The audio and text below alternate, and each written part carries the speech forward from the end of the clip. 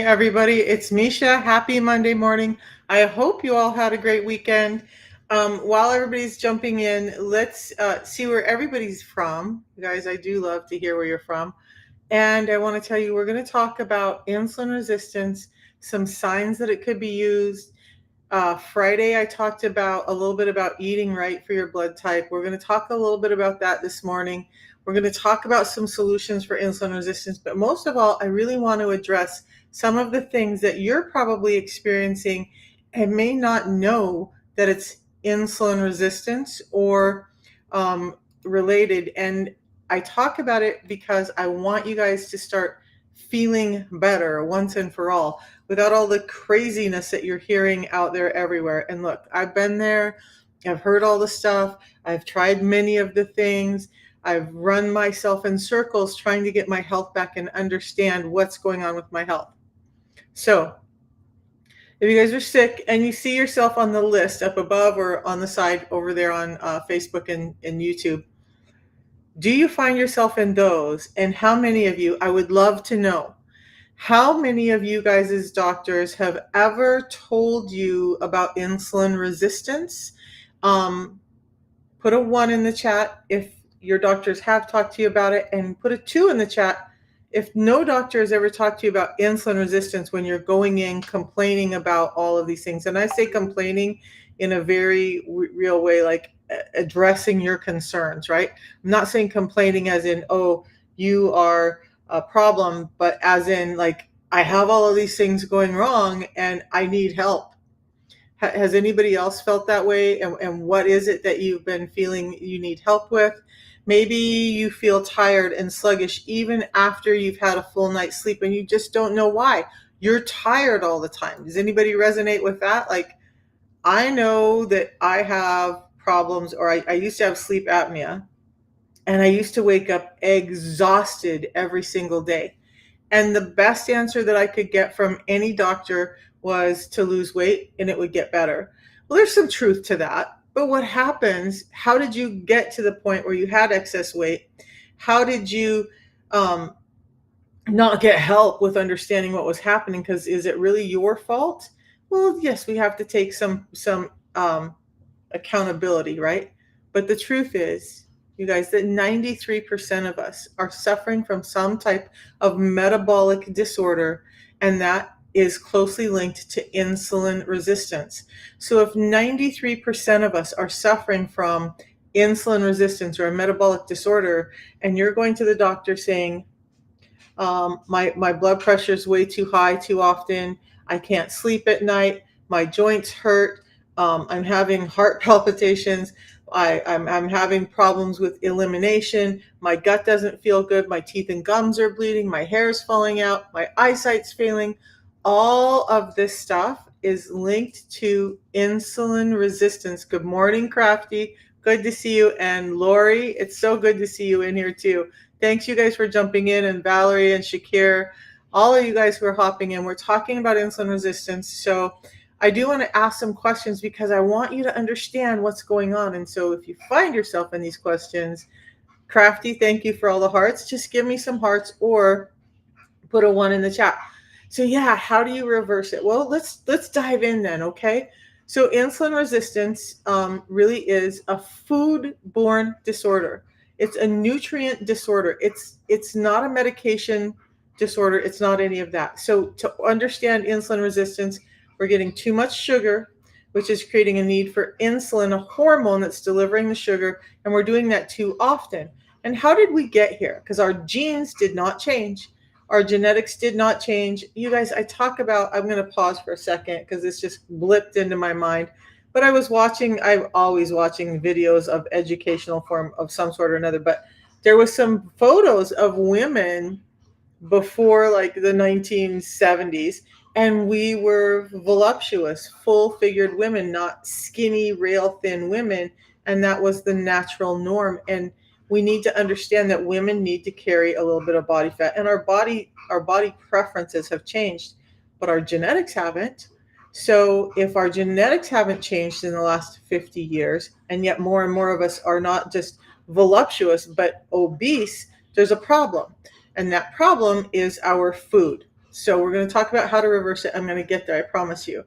Just turned 40, haven't been able to come out in the last 4 years and gained 30 pounds. Okay, Valerie, let's talk about that. Um, an interesting thing, really quick, before I get into the reversal part, and then Valerie will circle back if you're still here, is that you become a little bit insulin resistant when you're pregnant. And I'm going to break it down just really briefly.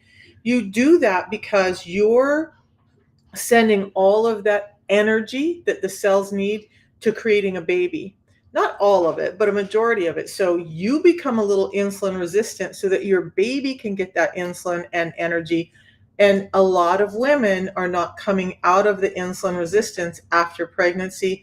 And that's a problem, as you well know. So you gain weight. I did it. You can't get it off. You don't know why. You don't know what changed. And you're just blaming it on the baby and the baby weight. Well, one thing, just you guys, this is huge. It was huge for me. One thing that's going to help that temporary insulin resistance reverse is breastfeeding. Why do so many women have problems after pregnancy now? Because we stopped breastfeeding is one of the issues, and this food environment is another. So that was a little sidetrack. Let's get back to insulin resistance. So if we know that insulin resistance is a food or nutrient-borne disorder, that we're not getting in the nutrients we need, we're getting in too much sugar, then we can start to address it. So when I watch all of these doctors and these great people talking about insulin resistance, and they have all of these great solutions and things, and they're wonderful. But how many of you guys feel like you could do full-on carnivore? How many of you guys could just drop what you're doing today and just eat nothing but meats? Put a 1 in the chat if you could do that. Or or any of the recommendations that they give you, these highly restricted diets, and they're telling you to restrict calories, and they're telling you all of these things that are really hard to do.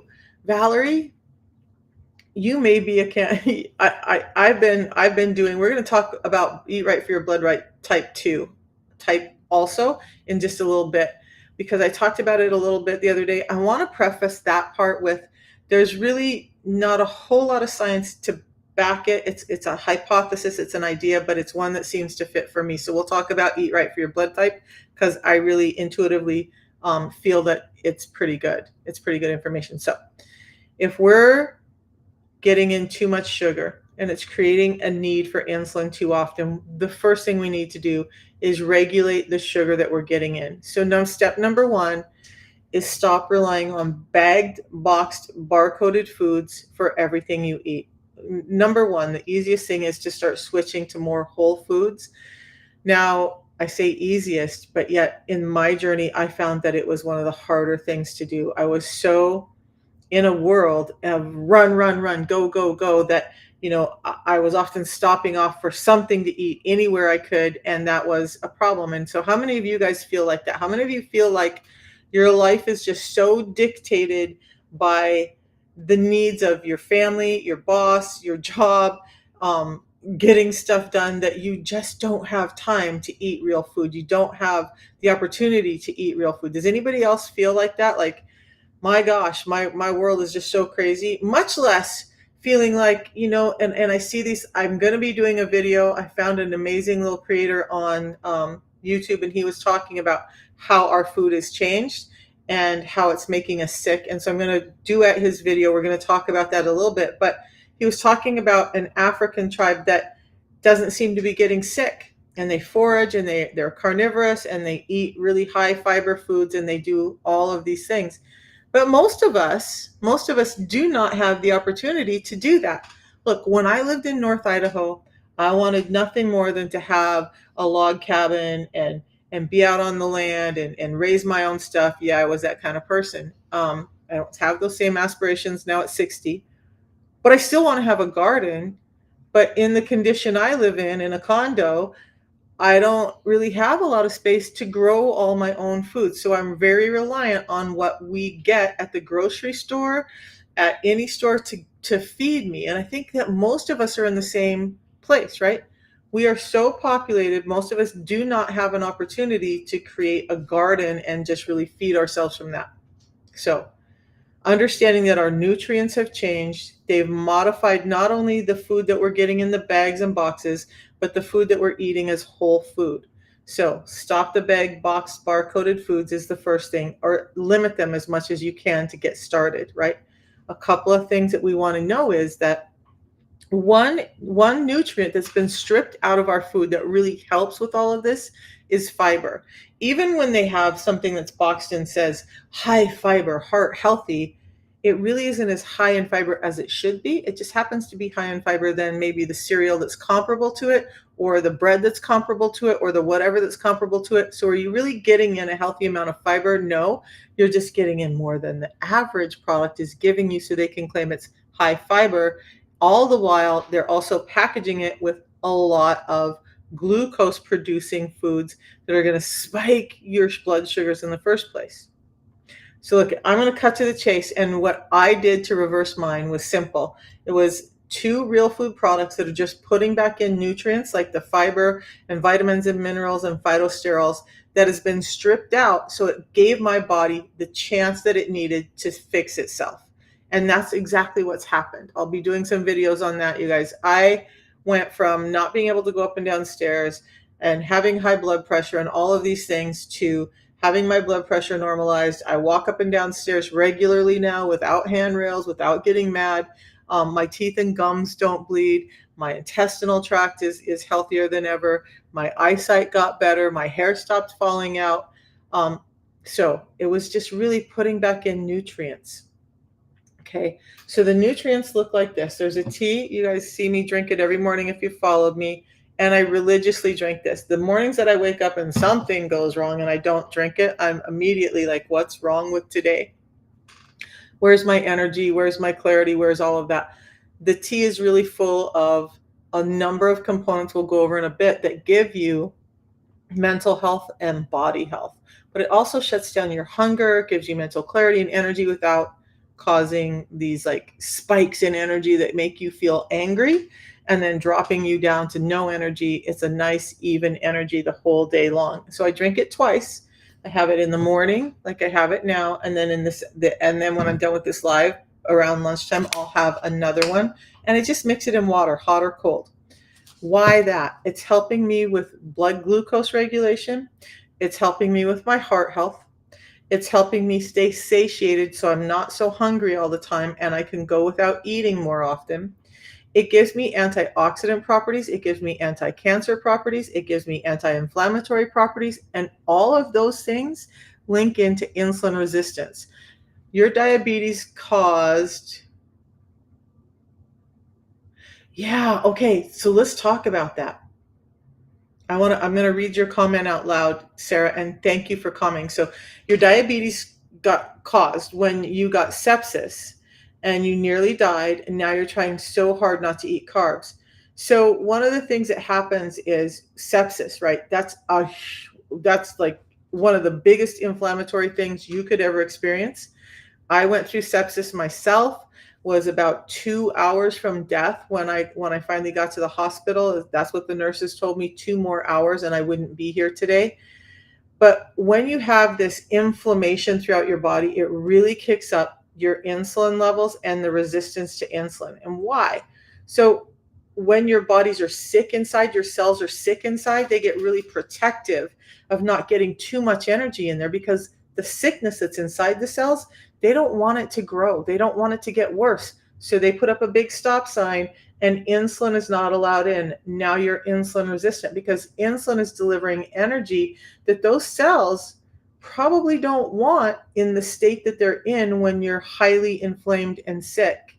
So you became insulin resistant most likely when you were septic, and now you're having a hard time reversing it because it got set off. That trigger got flipped, and so you probably were like getting really close, and then and you probably were insulin resistant and not diabetic yet. But when that happened, it pushed it over the edge and really pushed your numbers up. Now you're diabetic and struggling.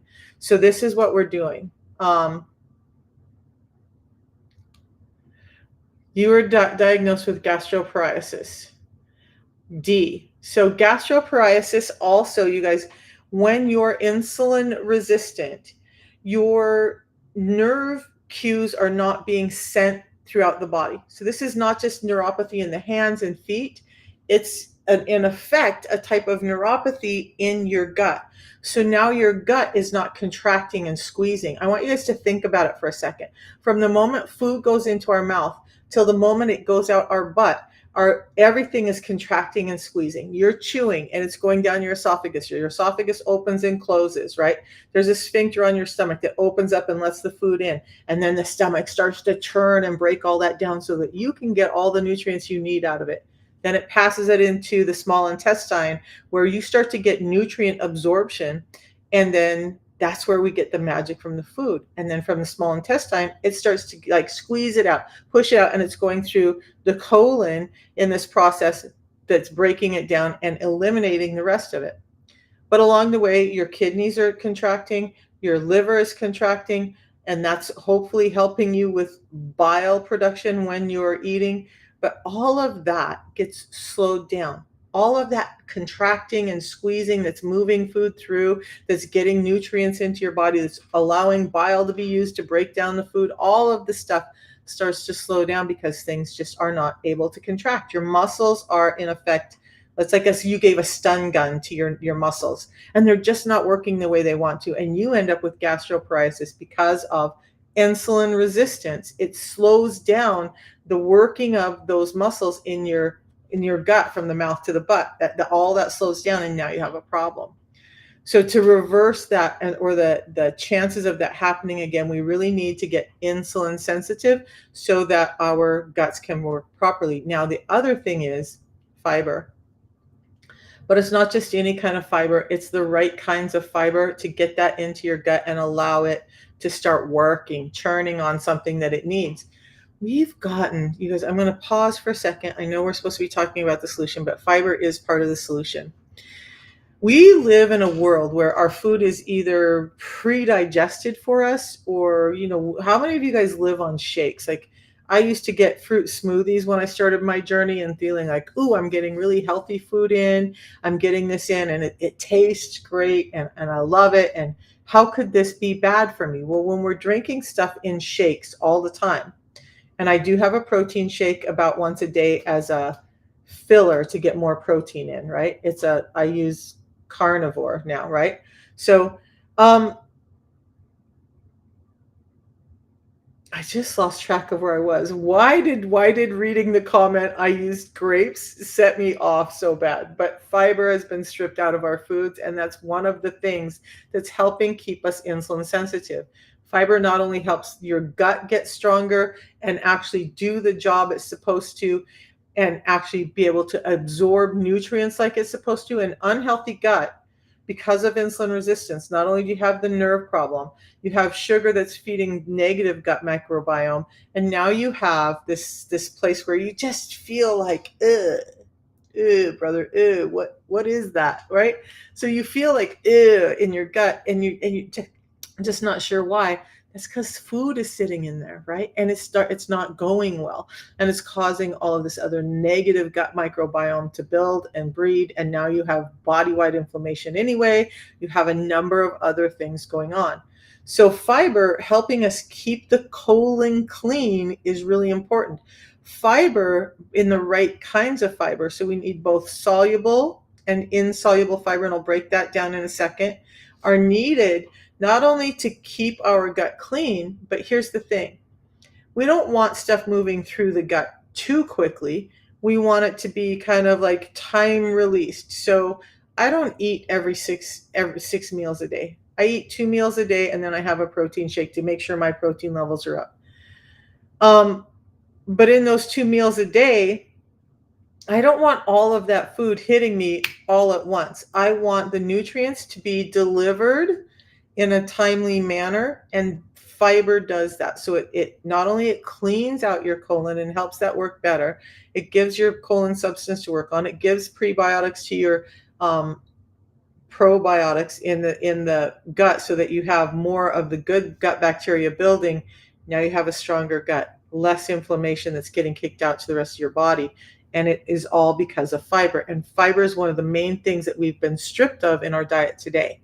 So with insulin resistance, because food is passing through too quickly or getting held up in the wrong spots, we're not getting the nutrient absorption we should. Most people with insulin resistance are showing some type of nutrient deficiency, and that's because the body just can't absorb it. There's all this chaos going on in your gut, and it just cannot absorb the nutrients it needs. So even when you're taking vitamins, even when you're doing all the things you think you're right, if it's insulin resistance causing a problem in the gut, you're not getting nutrient absorption. So fiber is key because it's helping slow down the soluble fibers, the fibers that soak up water, slow down the delivery of those nutrients and allow them to be absorbed by the body in a way that the body can use them. So the fibers that I use are not just cleaning out the gut, because let's think about that. We don't want to clean things out so quickly that we're not absorbing what we need, right? And insoluble fiber can kind of tend to do that. It just like sweeps everything out. We need some soluble fiber to help us hold on to those nutrients long enough to get absorption, but also those soluble fibers are helping with lipid regulation. How much of those lipids or the cholesterol is actually getting into the system, absorbed in the first place, so that you're not building up as much cholesterol on the other end. And we've talked a little bit about how sugar, you guys, big hint, is the bigger cause of cholesterol than anything else, in a number of actions through the body, creating insulin resistance and disruption in the body. So the fibers are helping slow down those lipids. So you're not getting this lipid dysregulation and high triglycerides and high LDL and stuff, but it's also slowing down the delivery of sugars and how much sugar is delivered to your system.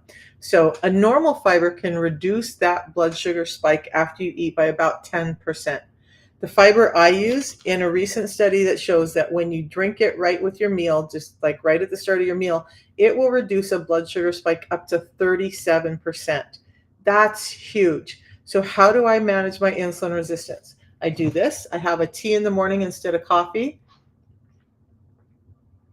It tastes like a lemon iced tea, and it's pretty fabulous. It doesn't break a fast. It actually helps me with HGH being produced. It helps me with ketones being produced. It helps me stay in autophagy, and those ketones are telling me to burn fat for fuel. Now I'm in a fat burning state. And I had my last meal. I had chicken last night, and I had it at like 7:30. So I'm just calculating. That's 12, 13 and a half hours I am fasted. I am not hungry at all. But I'm going to do this on the live because you guys, I love fiber so much now that I've been studying it, that I want more fiber in my diet than I normally get. This has about 5 grams, but it's in reality, what's happening here, when we have 5 grams of this fiber as opposed to a single source fiber, we're getting more action. So those recommendations for 30 to 37 grams of fiber are based on the fact that you're looking at a one source fiber like psyllium husk. But this has several different sources of insoluble and soluble fiber. And this is it. Both of the products just mix in water. This is how I'm reversing my diabetes, have reversed my diabetes and maintaining my health. So I just tear the top off the packet, and this is why we have it in the smaller packet. I don't have my bottle down here today, so I'm going to pour it in gas station bottle, right? Regular water bottle. I'm just putting it in here. Eek. And that packet fits nicely in the neck of that bottle. Now I'm just going to shake this up about 4 times. And this is going to give me soluble, insoluble fibers, phytosterols, vitamins and minerals that are all aimed at keeping my metabolism healthy. Now I'm getting better nutrient absorption. I'm getting more nutrients to my system. And this and this are what reversed my diabetes and my hypertension.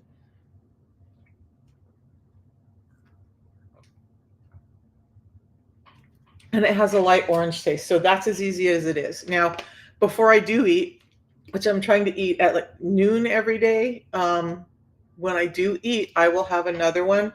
You don't have to. Most people just drink one a day. But I had severe IBS. I had a number of gastrointestinal disorders. I had a number of things going on. Plus, my arteries were full of cholesterol.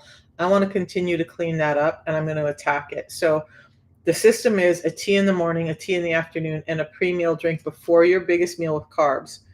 I just happen to love fiber so much that I drink 2 of these a day, and then I add another fiber source in that's a multi-fiber source with some herbs in it.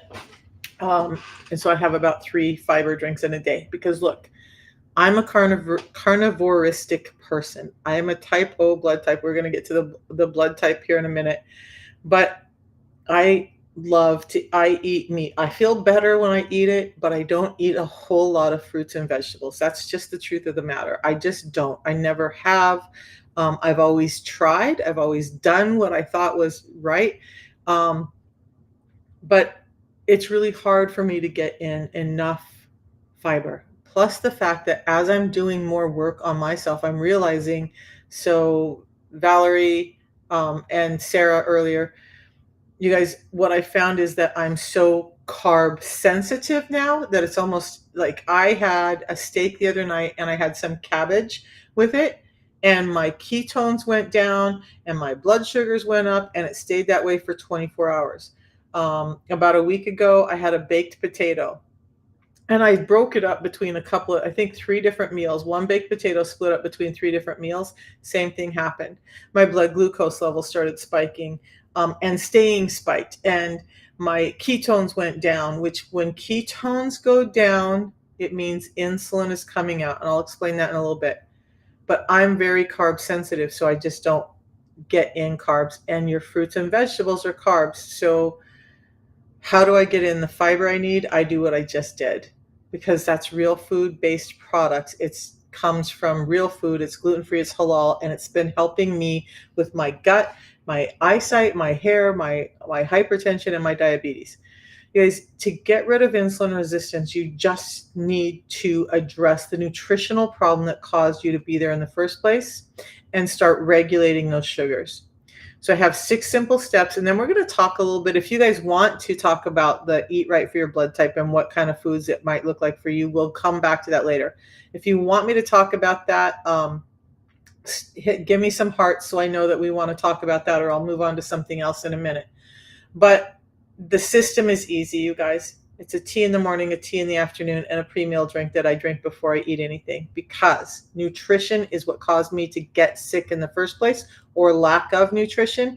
And all this is doing is, it's not pumping medications in, it's not doing any of that. It's giving me the nutrition that I'm missing. So the tea is high in a ton of vitamins like A, B, C, D, E, K, and many more.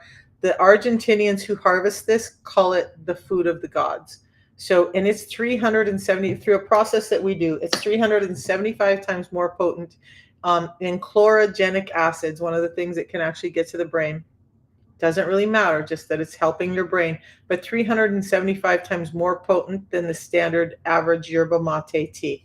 So that's why I love this, because it's giving me this high dose of a naturally occurring plant that my body wants and needs to help me with all the things related to my insulin resistance, my blood pressure, my blood sugars, my mental clarity, all of that. So the 6 simple tips that I have, you guys, whether you do the system or not, write these down. The system made it easier for me. There's people who've done it without the system. I get that. But if you're just looking for the thing that's going to actually work and be easy to get into your lifestyle, this is it. So fiber first before you eat, every time you eat, because that fiber, like I said, is encapsulating that food, slowing down the delivery, allowing you better nutrient absorption, slowing down the delivery in a way that's strengthening your gut, not weakening it, slowing down the delivery and absorption of carbohydrates, slowing down the delivery and absorption of cholesterol from the food you just ate. So the fiber beforehand is doing all of that. And why are we sick? Because they've stripped fiber out of the majority of our foods. Why? Fiber makes you feel full. Okay. So you want to eat less. They sell you less food when you stay full more often. In fact, I drink the fiber not just before meals, but I drink it whenever I'm feeling hungry or nauseous or any of those things. It calms all of that down. It gives my gut something to feed on. It's not breaking my fast. So I just drank this, and I said I'm 12 and a half hours or 13 and a half hours fasted. This does not break my fast.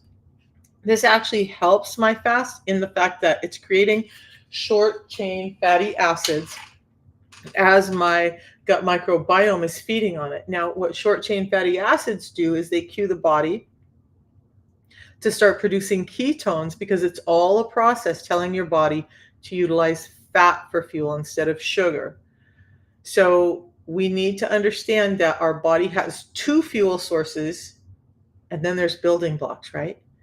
Protein gives you both the fuel source and the building blocks. We're going to talk about that in a second. But the two food sources, the fuel sources you have, are sugar or fat. The problem is most of us are using sugar for fuel all the time. We're never switching over and using fat for fuel. So your body is kind of like a hybrid car. Sometimes it needs the sugar, okay, the glucose. Sometimes it needs the fat, and we're built for this. We've forgotten that we're built for this. We've forgotten that we're not meant to eat all day, every day.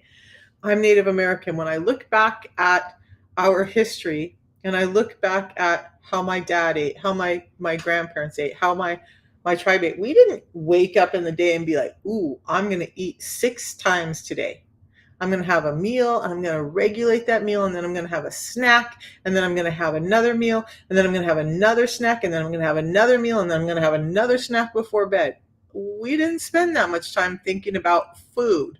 You have been bamboozled, and I'm going to say hypnotized into thinking that you need food all the time. And we need to break it down and understand that food is a nutritional source. It's giving you nutrients, it's giving you building blocks, it's giving you energy. It's not supposed to be that amazing thing that you look forward to as reward for everything you do. Okay. And most of us are in that. How many of you guys feel like okay, look, I grew up in a family where, and I love my mom. I love my mom. She just grew up in a different time. But if she was happy, we got fed. And then add on top of that, Native American, man, you guys don't know. When you go visit family, there's food on the table. I don't care what time of day it is. They're feeding you all the time. But I grew up in this lifestyle that was like, if we're angry or we're sad, we eat. If we're happy or we're celebrating, we eat. If you did something good, you get rewarded with food. How many of you guys have grown up with something similar? Think about it. Think about in your life. How many times were you rewarded with food for, like, oh, we're going to go out to dinner. Oh, we're going to have a cake. Oh, we're making you your favorite pie. Oh, we're going to bring in cupcakes because you did a really good thing today. Or you go to school. Remember in school when you had a reward day? I went to a grandparents' day with my grandson. And do you know what they gave us for breakfast? Donuts and orange juice. Think about that. So now we have our schools even feeding our kids food that we know is causing insulin resistance and causing problems. And this is the life we live in. And it's not right, you guys. We do not need food for reward. And if you're going to have food for reward, make sure it's nutritious food. Make sure that it's not just, covered in sugar. Interesting thing. When I stopped, I've been on this 25-day program. A buddy of mine has a buddy who is a personal trainer, and I started reading this book. And I don't do all the principles because he has you eating 3 meals and 2 snacks, and I cannot do that. I don't agree with it. I cannot do that. But the rest of the premise and the psychology behind the psychological part of his program, I absolutely totally agree. So for 20 days now, I've been doing his program, exercising every morning, eating, but I've switched, and I don't eat sugar, part of the thing. I haven't had soda since I started it. I've been eating all whole foods and actually cooking my own food. And now I'm to the point, in only 3 weeks, I'm to the point where I'm like, I don't really want the fast food. If I'm out, I'm like, nope, I'm going to wait till I can get home and cook, because that other stuff, I can now start to taste the chemicals in it and the crap in it. And my daughter-in-law left. I'm at my daughter-in-law's house because I'm watching it for them while they're gone. She left some crumble cookies on the counter. And I'm like, dude, you know that I'm on a diet. Why would you leave those here? You should have taken them with you, whatever. I looked at them for 2 days and I was like, you know what? I'm just going to try one bite, get that taste, get that out of my mouth. out of my core, and then I'm going to throw them away. I put the bite in my mouth and trigger. I knew that what I was doing was not good for my health. Trigger two, it tasted like crud. Now that I'm not eating sugar all the time, sugar tastes toxic. So you will get there. Right now, it tastes really good because that's what you've been trained to do. Sugar or fat for fuel. Let's go back to that. Sugar for fuel.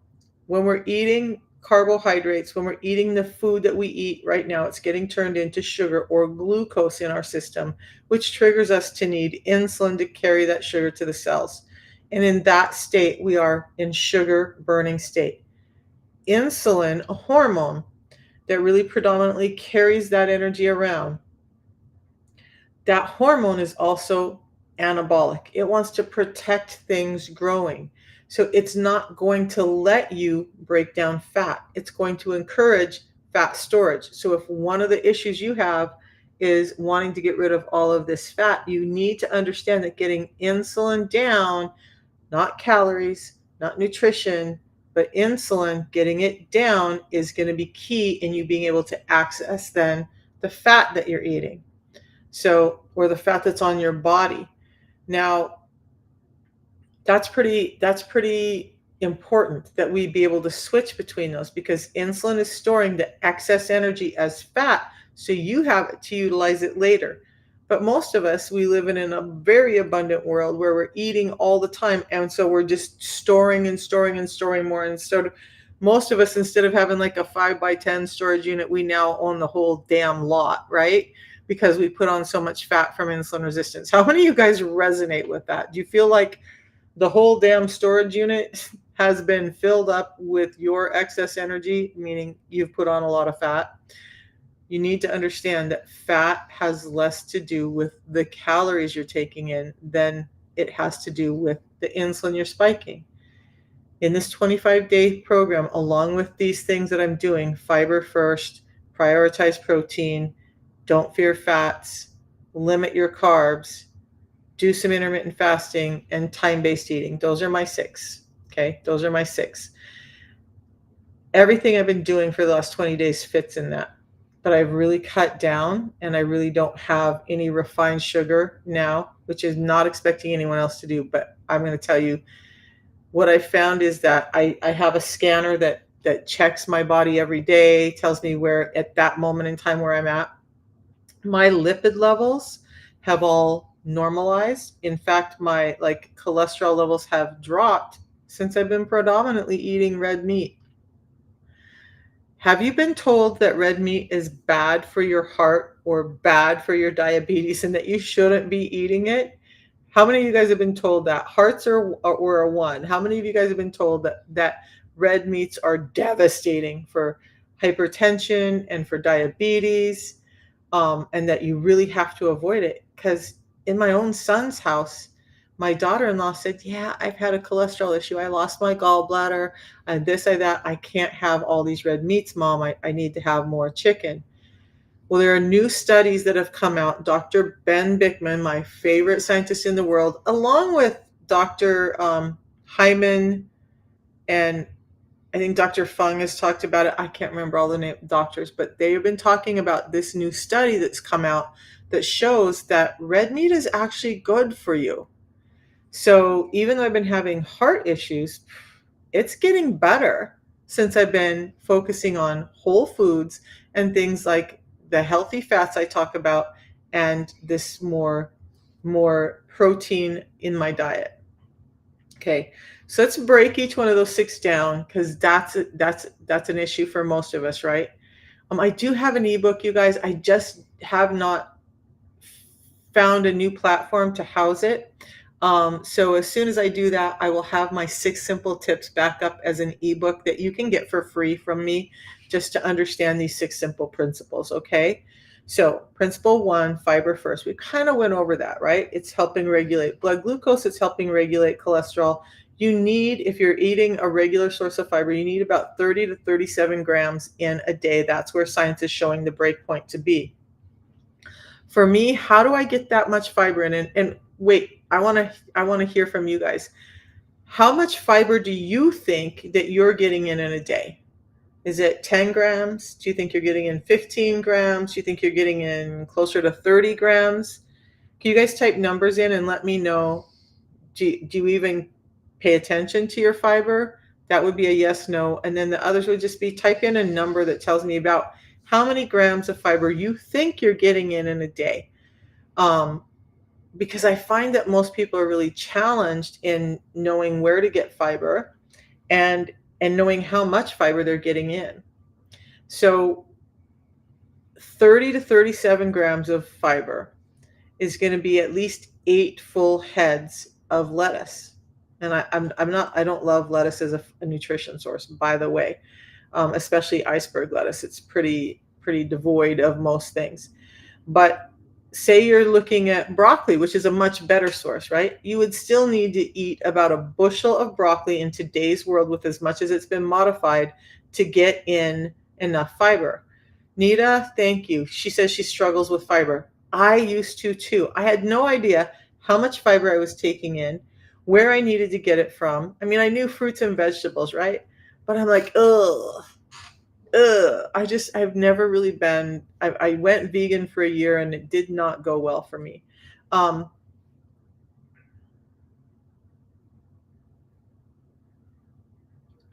oh, your challenge is recipes. So Tuesday says her challenge is recipes. It would be great to have a month's worth of good recipes and switch it up and around when needed. So you guys, I have a little ebook, a cookbook that I will send to my new clients.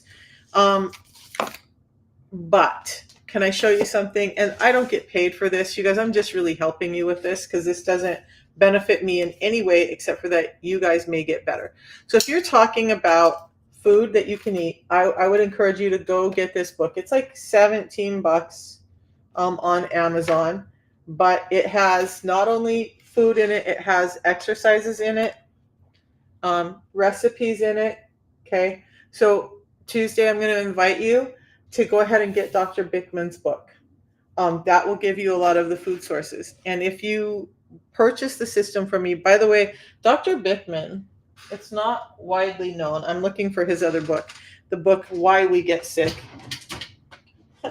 There it is, Why We Get Sick. I love this doctor because he's the one who this book is what really helped me understand how insulin resistance is affecting our body. So he's got Why We Get Sick, and now he's got How Not to Get Sick, exercises and nutrition in there. But what I want to say is Dr. Bickman helped develop the two components that are in the protocol that I do.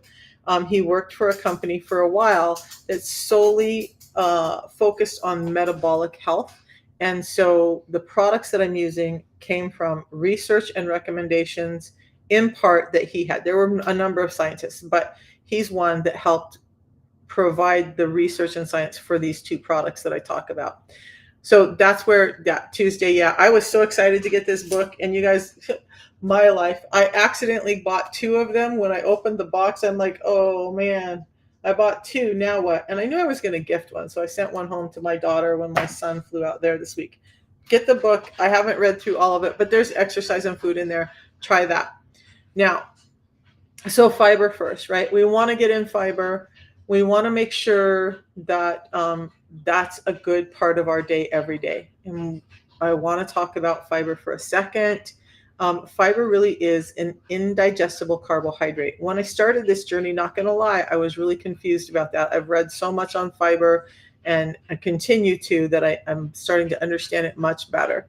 Not a doctor, not a scientist, not a nutritionist. I'm just a real world person like you guys. I want to be clear about that. But fiber is absolutely necessary for most of us to help keep our gut healthy, to help keep those blood sugars regulated, to help keep those lipids regulated. So for me, it's fiber first before I eat. Every time I eat, always. I don't care what I'm eating, even on this strict thing that I'm doing right now. I do fiber before I eat. Even when I'm just having a steak, I do the fiber first because I want my gut health healthy. I want to feed my good probiotics. And isn't it crazy that I used to never eat red meat, and I've been doing at least a steak a day. I told my son a steak a day keeps the doctor away.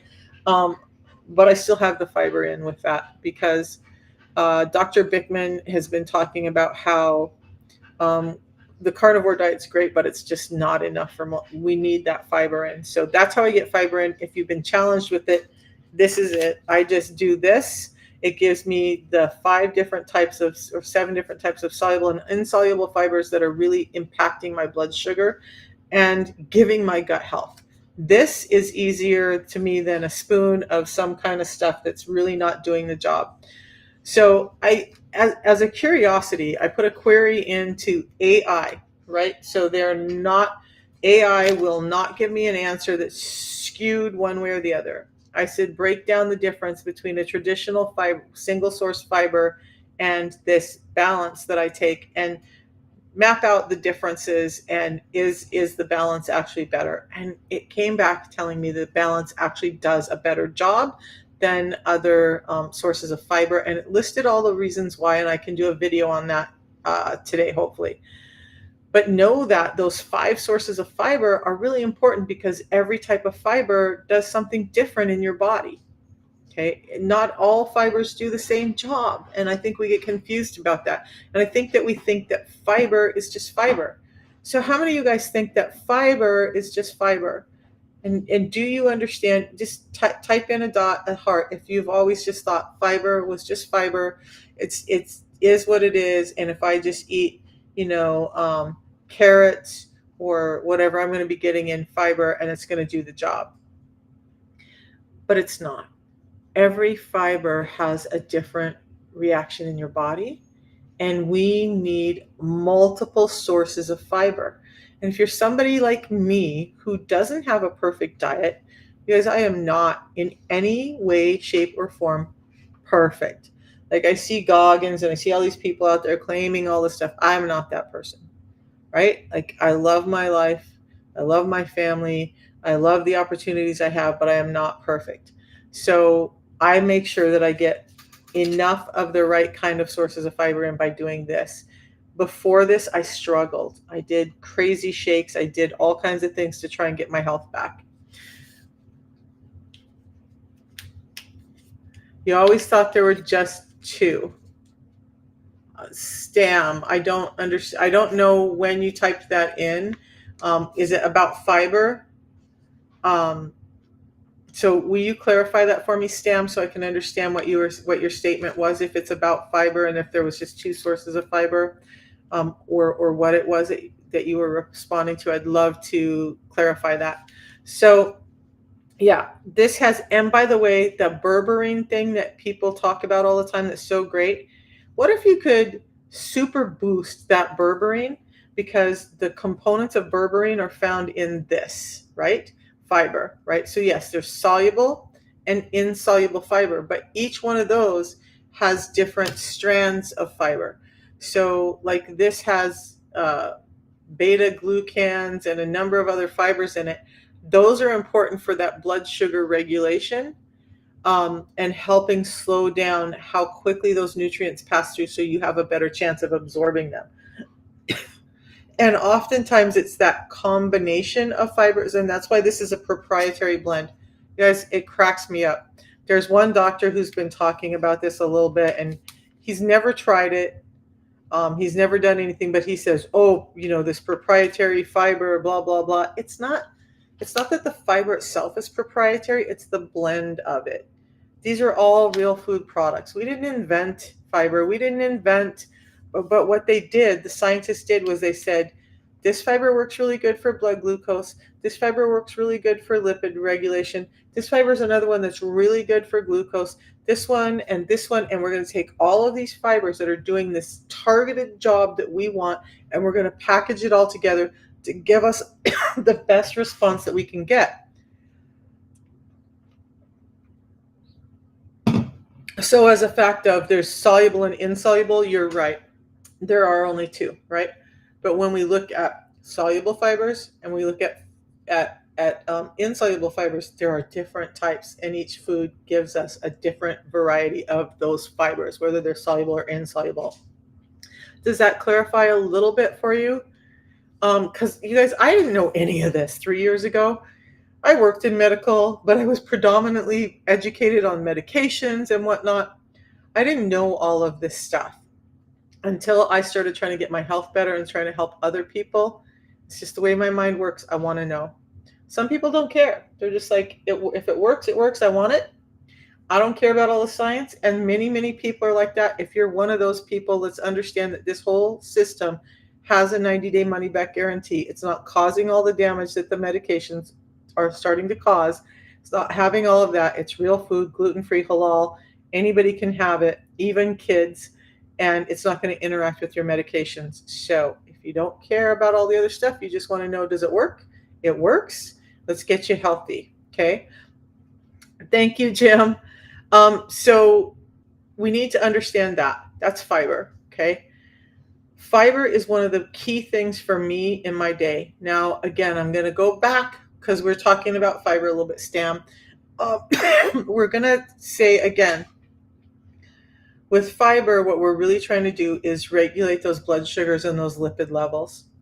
And what I was starting to talk about is there are multiple scientific papers out there that show when they increase somebody's fiber from about 10 grams, which is where most of us are. Most of us are only getting in 10 to 16 grams of fiber. Even when we think we're eating all our vegetables, we're doing all this stuff, we're only getting in 10 to 16 grams of fiber.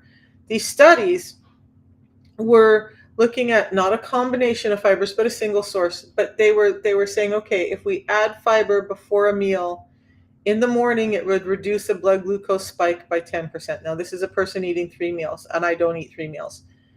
And then they didn't have fiber before the lunch, and that 4 to 5 hours later, the response from that blood glucose from that initial fiber reduced it by about 60%. And then they'd have another fiber before dinner, which now they've built up this fiber in their system. So now it's reducing it 30%. So from 10% to 30%.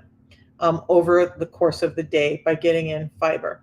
So when we look at the studies for balance, what we know is that it will reduce that blood sugar spike on that first hit by up to 37%. So do the math.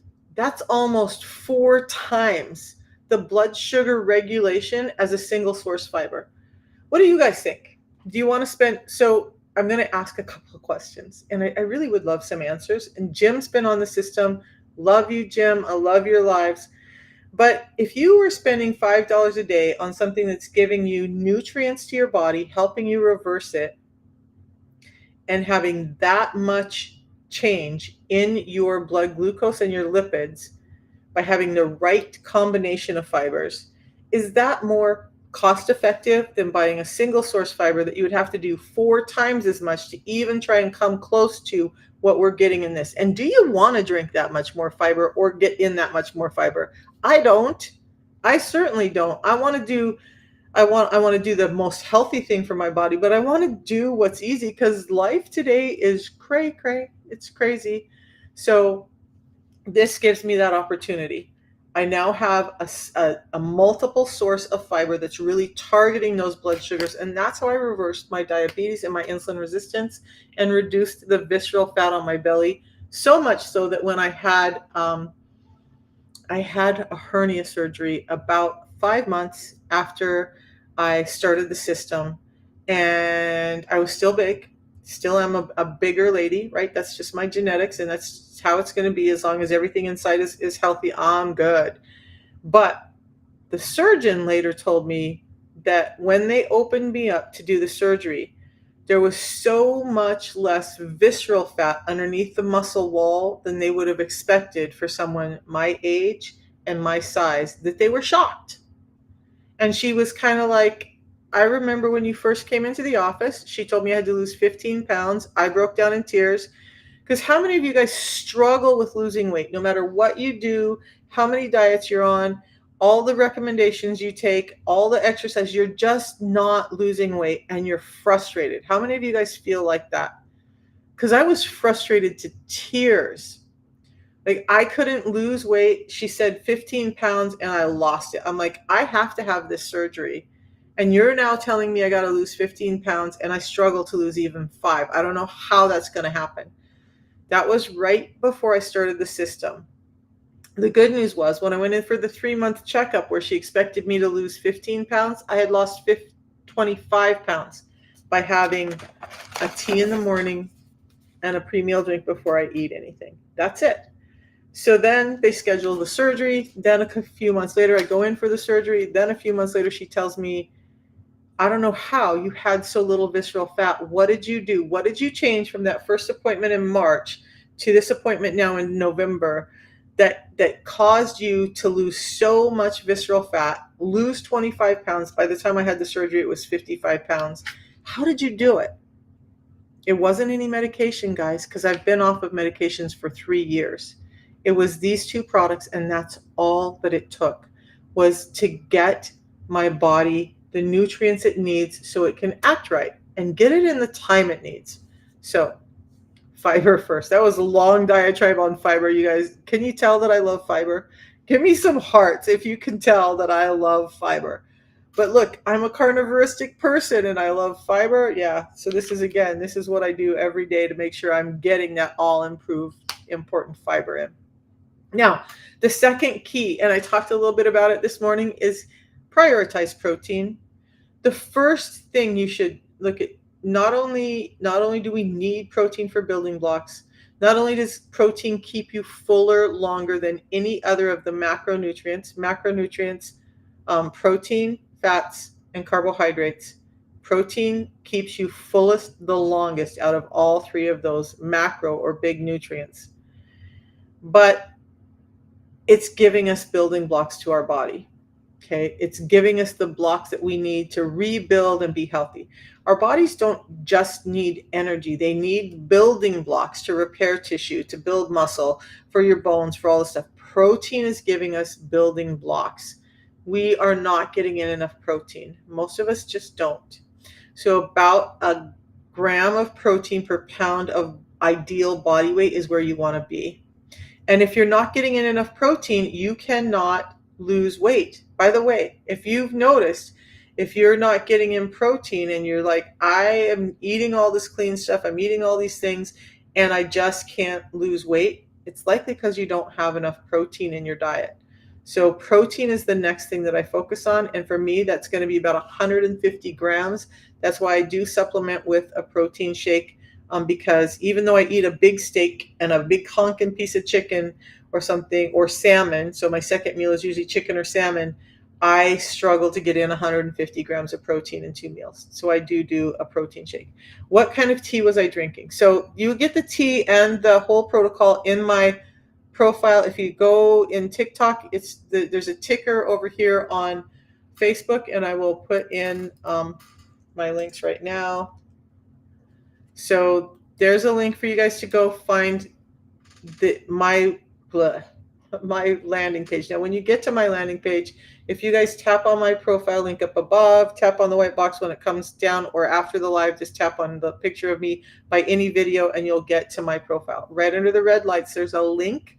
In that link, you're going to see a number where you can get a hold of me if you want to continue the conversation and find out if this is real for you. There's a link to my website where there's some more information, including the nutritional panels. There's a link where you can just order, okay? And then there's some links to my other content. So if you found me on TikTok and you want to be able to go back and see like this live stream later, it'll be housed on TikTok on YouTube. So use that link to go find me there. But the tea is called Unamate. Why did I just brain fart on that one? It's called Unamate. It's a form of yerba mate. But again, this goes through a 5-step process. So now we'll talk about the tea a little bit. Then I want to finish those 6 simple tips. The tea helps me stay fuller longer. It's giving me satiety in my brain and in my gut. There's a video on my The Tea tab here on TikTok that talks about that from neuroscientist Dr. Huberman. But our tea is hand picked, so you're not getting overripe leaves or underripe leaves, which is pretty rampant. They just go through with big machines and grab all the leaves off and throw it in, and sometimes you're getting stem and whatnot ground up into that tea that you're drinking for normal yerba mate.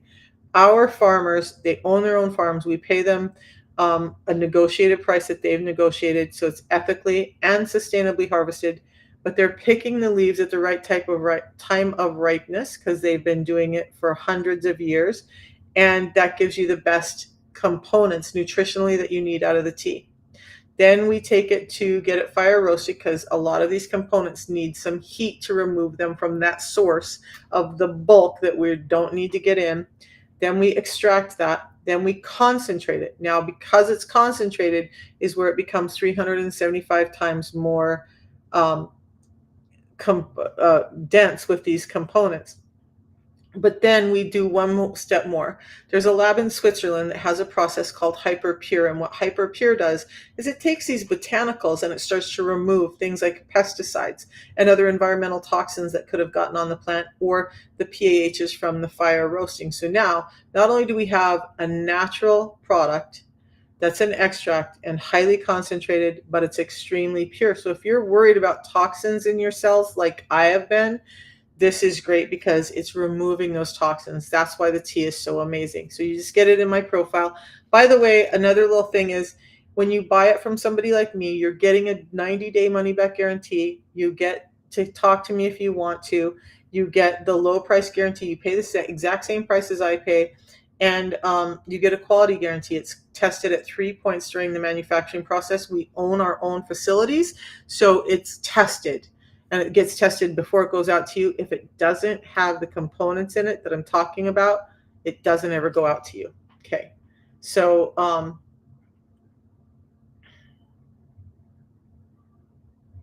the tea, it doesn't have a lemon in it. It has a naturally lemony taste. The tea leaf just has a lemony taste. So it kind of tastes like a lemon iced tea. And then it has a little bit of stevia for sweetener in it. And that's it. So verification with TikTok. All right. So back to the 6 simple tips. And then I promised to talk about, nobody did some hearts, but I'm going to talk a little bit about eat right for your blood type when we're done with this. You guys, the system has been changing lives. And like we have women with PCOS who now have children in regular periods. We have men with erectile dysfunction who are not suffering from that anymore, or who had low testosterone and their testosterone levels are in normal level range. Not because this is some magic sauce, because this is sort of a magic sauce. It addresses insulin, which is impacting all of these things up above, including all of this visceral fat. So whether you're thin or heavy and you have this belly, that's insulin resistance, and you need to know that. Okay. So how many of you guys suffer from having a belly that's growing, even if your arms and legs are still thin, and you just have this belly that's protruding, and it's kind of embarrassing for most of us? And how many of you guys have that big belly? Anybody? Because I could hit the hearts on this all day long. My belly's flattening out now 3 years in. Something I do want to say though while we're doing this is you got to give it time. You guys, you did not build this disease in your body overnight. You need to give it time. So I've been struggling with heart issues after 30 years of hypertension. And so I've been doing a lot of research, like how long does it take to reverse the plaque buildup in my arteries? What do I do to strengthen up a heart that's been weakened from 180 over 150 blood pressure daily? And that's part of the reason I do the 25-day program and some of the stuff I'm doing now, because I have different needs than everyone else. I still do the system every day because in the end, if I hadn't have found the system and reversed my diabetes and reversed my hypertension, I would likely not be here today. It's that important, you guys. Insulin resistance is no joke. When you look at these things, so let's talk about some things that maybe would give you the clue that you're insulin resistant. Does anybody want to hear that? Does anybody want to know how can you tell if you're insulin resistant? Because this doesn't require, I'm not telling you not to go see your doctor, but it doesn't require some fancy blood test or any of that at the doctor. There's a number of ways you can tell. Also, in the tab on TikTok, how to tell, I give you some calculations if you do have blood work so that you can tell if it's you. But if you have that belly, that's clue number 1, right? And the other clue, number 2, that I'm going to talk about first is hypertension. 95% of hypertension is linked to insulin resistance. And when we step back and take a look at the fact that more than 95% of cardiovascular events are linked to long-term hypertension. Now we have a bigger picture of if we want to save ourselves and other people from cardiovascular events, heart attacks, all of that, we really need to start addressing that blood pressure, and we need to start addressing the insulin resistance that's causing the blood pressure to spike in the first place. Okay. So, although I've had a rough go, I'm very thankful because the system is really what changed my blood pressure. Now, I'm not on any medications and my blood pressure is normal every morning. I read it this morning and it was 116/74. So, a 60-year-old woman who had a history of diabetes, 30 years of hypertension, and was on 13 medications, how do I go from 180/150 in my blood pressure down to 116/74? Because it wasn't medications. Medications did not get me here. Medications made my health worse. Okay. I believe there's a time and place for medications. I do. I'm not bashing them, but I feel like we're being given medications for things that we do not need medications for. And that's the problem. Invite Change 369. I just saw you pop in and I want to tell you I love that name. That's amazing to see that on my live this morning. Thank you. That I love your tag. So, what we need to understand is just insulin resistance. What we need to understand is that it's a dietary change and it doesn't have to be difficult. Okay, so we talked about fiber, we talked a little bit about protein. By the way, you get some glucose from protein. Protein gives you building blocks, but it also gives you some energy. So, protein is like an amazing food source. And if we're sourcing our protein from animals that have eaten the right foods, now we're getting the downline benefit of those vitamins and minerals from them. If you're vegan, you're going to find a different source of protein, and that's not my specialty. So you know where to go to find those. But so fiber and protein were the first two. What I was starting to talk about is there's guys, and I need to find his name because I see him pop up in my live all the time. But there's a guy who checks his blood sugars all the time, and he's done multiple videos on what changes when he changes the order he eats food. His blood sugar spikes higher when he eats like the simpler carbs, like rice and stuff first, and the protein last. Which, how many of you guys, that's how you eat? I was taught to clean up my vegetables first and have my protein last. Has anybody else been taught that? Was anybody else raised that way? Put a one in or tap hearts. Let me know. Was that how you were raised? Eat up all those greens and vegetables first and then have the protein? Does anybody else know that or live like that? Eat like that? So here's the thing. When we switch that around and eat protein first and then have he had the same amount of food, the same type of food on his plate, 2 different days, protein first and the carbohydrates very last, the blood sugar spike was greatly reduced. That's just a really quick little tip, you guys. Eat your protein first, okay? So fiber, protein, I drink my fiber, and then I have my protein, and then if I'm going to have carbs, it comes at the very end of the meal. Blood sugar spikes stay better. Now I'm controlling my insulin better. Simple step, right? Now, when we look at macronutrients, and I'm kind of talking all over the board this morning. So protein was the big one, right? It keeps you the most satiated. It doesn't spike your insulin less than half as much as a carbohydrate does. And it gives you building blocks. Do not skimp on the protein. There's a lot of misnomers. I was told once that protein, we could only absorb about 45 grams and the rest goes to waste. And that's just not true. The part of it will get converted into not carbohydrates, but glucose that we need for energy. And there is a back door that doesn't involve insulin to get that energy into the cells. As a postprandial hypoglycemic, you are very correct. Okay, so C. Miller, can we talk about that? So if you have hypoglycemia after you eat, so a postprandial hypoglycemic, C. Miller, I love your wording, but everybody else isn't going to understand that. So what he's talking about is his blood sugar, as a person whose blood sugar drops after they eat. Okay, what's happening there is you've trained your body so much to use insulin so often that insulin is always present, and when you eat, insulin's going to grab all that sugar and be like, emergency, we got to get this out to the system. We're going to get this out. We're going to deliver the energy and we got to do it quick because they're going to eat again. So now it's doing its job and it's delivering all of that sugar, but probably not to the places you want it to go because those cells are resistant. So it's mostly shoving it in your fat cells or in the fat cells in your liver, and your blood sugar levels drop. And so typical knowledge is, okay, give them some sugar, some orange juice, a Snickers bar, something to get that blood sugar back up. But when you do that, what you've effectively done is furthered that training of needing insulin. So if you can start to switch to protein to get that longer term sustainable source of glucose as well as building blocks, you're going to notice you're fuller longer. You're going to notice a lessened amount of that hypoglycemia after eating.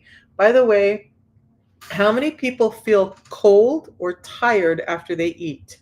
Does anybody suffer with that? Does anybody notice that? Because I used to. I used to have, like, I would get chills, goosebumps after I ate, and I'm like, what is going on? Why does this happen? And nobody, not even my doctor, gave me answers. Well, the answer is what I just said. I was so sugar reliant that when I ate, my insulin levels, because I was diabetic at that point, would grab that sugar, deliver it, my blood sugars would drop, I would feel tired and cold and like I just wanted to go crawl under a blanket and rest for a while after I ate. Okay. It's not so much about all the hormones in the food that you eat, although tryptophan in turkey is a real thing. But what it has more to do with is this unregulated amount of insulin in your system that's overworking and causing your blood sugars to drop. When you start to become less reliant on sugar, glucose, those things, and start to rely more on proteins and fats, that's going to change. Again, when I check my lipid levels, now that I'm eating more meats and doing my protein, my fiber before my meals every time, my lipid levels are all amazing right now, and they're not getting higher or worse because I've been eating red meat every day. Okay, save the best for last, potatoes. So here's an interesting thing, and I did not pay as much attention to this as I should have. Ruth, thank you for that comment. Is that in the state that I've been in from insulin resistance for probably 30 to 40 years, that was never addressed. I'm very highly carb sensitive. The more on this journey that I've been testing, like the other day, I said I had a baked potato, but I split it between 3 meals. It affected my ketones and my blood sugars for days afterward. And that was my moment to say, oof, I really have some more work to do. Now, the good news is, guys, it's not always going to be that way. Most of you, some of you may be always very carb sensitive.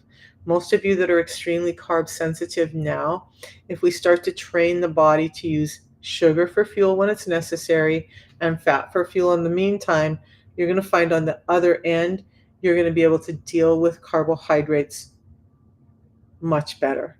It's not a life sentence of I can never have a cupcake again or I can never have that loaded baked potato. Because Ruth, man, a loaded baked potato covered in some good sea salt, filled with some butter and sour cream and cheese and chives and all of that stuff, that's like heaven to me. I get it.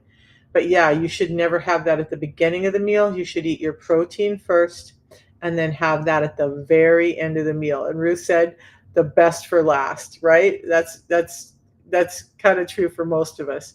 But the crazy thing is, since I've changed my eating habits, I actually crave more protein and meats now. I crave the savory instead of the sugar. It happens. It happens. You get there. But you've got to start regulating the sugar in your system. So I'm glad you brought up the hypoglycemia. You guys, hypoglycemia can be dangerous. So please understand that I'm not talking about cutting out sugar and stuff. If you're having hypoglycemia that's making you feel like you're going to pass out, then you might want a small amount of sugar to get that back up. I agree with that. But then you want to focus on getting in more protein so that that stops happening. Your fasting levels of blood sugar are 160 or lipids. So 160 in a fasting lab is not horrible, but it still is in diabetic or pre-diabetic range. And there really shouldn't be pre-diabetic or diabetic, right? So my blood sugar levels were like around 240 fasted. And now, thank you, worshiper, for answering that. You said blood sugar. So we really want to see that blood sugar, that fasted blood sugar under 100. And if you're really healthy, around 90, right? So you need to address that a little bit and get that blood sugar level down. Now, fasted blood sugar, this is what's happening with fasting. I didn't finish up with fats. Let's finish up with that, and then I'm going to talk about fasting really quick. But fats, you guys, out of the three macronutrients, the second that keeps you the most satiated is going to be fats. And they're not bad for you if they're the right type of fats. So I have in my house, the fats that I have are butter. It's my primary cooking source. Olive oil, if I want to switch it up, or for a number of other things. I also use olive oil for and coconut oil for body scrubs and whatnot. And then some butter. So those are the three main sources of fats in my home. Plus the animal fats. I never take yolks out of eggs. But ghee is another good one. Duck fat is another good one. And avocado oil is another good one. I don't have avocado oil, but I eat a lot of avocado. So those are the fat sources that in my research I would love, and this is what Dr. Bickman talks about too, for you to focus on. Seed oils that are high in omega-6s are the ones that are causing inflammation. They're causing this, they have linoleic acids in them that are increasing insulin resistance. So even though it's not a sugar, those types of fats are increasing your insulin resistance. You need to start addressing those oils in your life, whether it's from the food that you're taking out and the food that you're taking out is all cooked in those oils, the seed oils, because they have a higher flash point. I do another whole thing. Cold pressed rapeseed. So you know what, Ruth, I haven't looked into cold pressed rapeseed, and I should look at that, but I don't. Most seed oils I don't love. What Dr. Bickman talks about is this. We want to get our oils from either animal sources or those fruits like avocado. Okay. If you can squeeze it, avocado and coconut, if you can squeeze it and get that oily feeling, that's a good oil. I don't know how many of you guys have taken seeds and tried to squeeze them. Do you really get a lot of oil out of them? And in order to process most of those seed oils, my issue with, and this is why you said cold pressed, I'm understanding that. But one of the things with most seed oils is that they're drenched in a chemical toxin called hexane in order to break them down so that they can derive the oils out of them. And this was really developed by, I believe it was Rockefeller, who had all of this excess food after we started canning and bagging food that was like leftover. And originally he created these oils as a machine oil.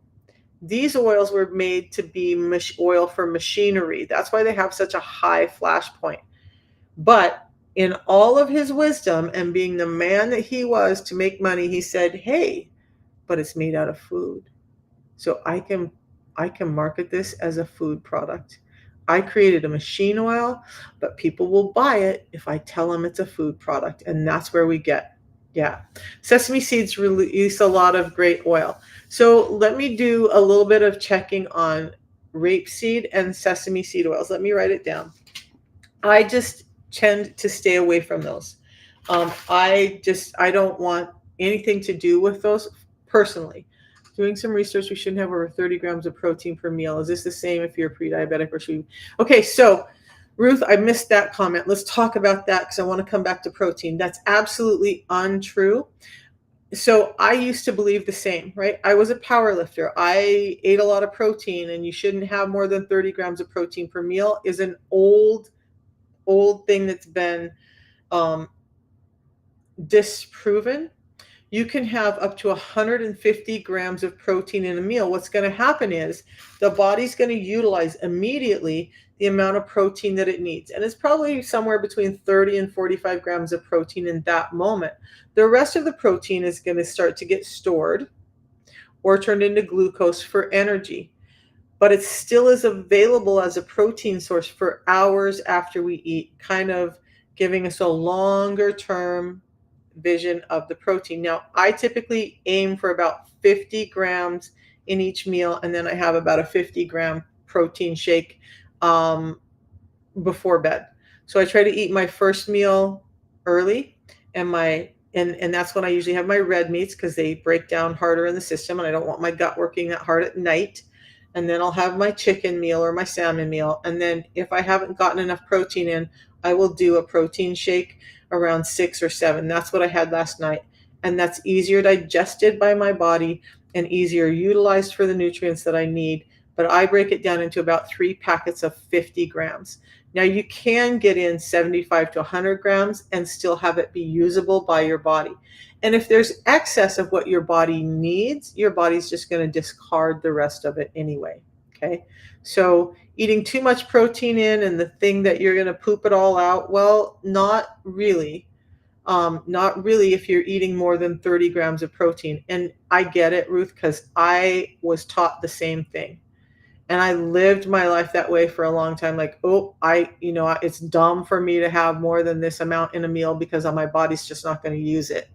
But then this recent research, and maybe I was looking for a pen and I realized I didn't have it. Sesame oil, rapeseed oil, and then I need to do something on protein. Yeah. So I will find that study. We'll do a video about it, but you can utilize much more than 30 grams of protein. And there's a lot of people who still stick to that ideology, just like there's people who stick to the ideology of eating every 2 hours when metabolic scientists have said, no, don't do that. That's the worst thing for your metabolism. Okay. So fats, you guys, make up the membrane of our cells. All this low fat stuff. In fact, the protein that I'm using now is called carnivore. And I don't get paid for that, but that's what I'm doing because it's high in protein, very low in carbohydrates, but they've also stripped out the fats. So the one thing I do with that protein is I add in some MCT oils, maybe an avocado cup, some whole nut butter, and that gives me back the fats I need. So we need to understand fats and that they are necessary. Fats are not the primary cause of your cholesterol in your body. It's the sugar dysregulation causing the cholesterol issue for most of us. So I want to make sure I have fats in, especially when I'm having protein, because not only the rest of the cell membranes, but those muscle cells are encapsulated in fat. And when there's not enough fat to build that cell membrane, it gets thin and it gets weak and it starts to break, and we have a breakdown in our muscle and in our other cells. So fats are really important. Fiber, protein, fats. Okay, FPF. Okay, just remember that way. Hi, do you lose muscles during intermittent fasting? No, you don't. So let's talk about that too. You guys have some great questions this morning and I'm loving it. Only eat okra soup and salads. Intermittent fasting till 1 p.m., stopping at 7 p.m. Worshipper, how are you getting in your protein? Where's your protein source? And why low fat? You want fat you want low carbs, but you don't want your fat low. When I say a gram of protein per pound of body weight, ideal body weight, it took me a long time to try and find some resources to say how much fat. And I caught Dr. Bickman talking one day, and he said, you want to kind of match your protein with your fat. So about a gram of protein per pound of body weight, and then you want to match that in grams of fat. And that's going to be a lot of calories. But do we care about calories? No, we don't if we're looking at nutrients. We're only caring about calories if you're talking about I'm eating slices of white bread all day or I'm having cupcakes. Then those are empty calories that are not giving you satiety. They're not giving you anything but increased insulin resistance. That's when I care about calories. But I don't count calories. I look at a steak and I want about the size of my fist of protein every meal that I eat. That's going to give me that 30 to 50 grams of protein, the size of your fist. By the way, that size of your fist, this came about from Bill Phillips years ago. I followed him. But that is going to be a different portion size for you than it is for me because my bone structure is different, telling me how much protein I need. Your hand may be much smaller than mine, so your protein source may be less than mine. That's a good way to tell. Have enough of protein on your plate to make up the size of your fist, okay? Yeah, science constantly moves. It's hard to know which research is old and which is new. And that's why I'm always listening to doctors like Hyman, Huberman, Bickman, Fung, some of the people that I really, really enjoy and know that they're out there continually looking for science. One of the reasons I love Dr. Ben Bickman, who wrote the book Why We Get Sick. Not sure if you were here, Ruth, when I showed this book. Oh, I just dropped a bunch of stuff. Why We Get Sick was written by Dr. Ben Bickman. He's a great source for most of the information I talk about, but he studies fat cells in petri dishes every day. He stays on top of the science. And if he said something that has changed, like we thought we knew, and now we've done more research and it's changed and the answer is a little different, he's very humble in coming back and saying, hey, new science is showing us something different. And so I really love listening to him. Yeah, and it gets crazy, and that's one of the things that we need to understand is this stuff about low fat all came about from not doctor, yes, he was a doctor, Ansel Keys, who said that fat was causing our cholesterol issues. And then we started going towards this low fat diet, and we started having more insulin resistance, actually having a higher rate of heart attacks, having a higher rate of many of these other diseases today than we've ever had. So it's tough, you guys. It's tough to stay on top of the science and understand what's new. So I'm not a scientist. I'm not out there doing the research. I'm just leaning on the guys that I trust who are looking at all the papers, reading all the notes, and fully understanding them, which I can understand most of it, but not all of it. So yeah, science is crazy because the more we look, the more we find. And so it's always changing. Okay. Do you lose muscle? Now I want to talk about that. Why does the system fiber? So, okay. Use coconut MCT oil too. And I want to come back to the losing muscle, but I want to address this. The system's fiber costs so much. The entire system for 2 packets of tea and 1 packet of fiber is $5 a day. 1 tea alone from another company is going to cost $2 to $3 for a tea. So now you're getting 2 teas for less than it would cost you for both of those teas, plus you're getting fiber for less than it would cost you for 2 teas. Our fiber, if you missed it, and you might have missed it, Enchantment, is different and it costs more because it's not just fiber. It's not just, ooh, we grabbed whatever fiber source that sat in a warehouse and we threw it into our supplement. We get our fiber from reputable places. We combine soluble and insoluble fiber. So 7 different sources of fiber that are combined, actually the specific fibers that we need to affect blood glucose and blood lipid regulation. In fact, there's a 90-day money-back guarantee on that.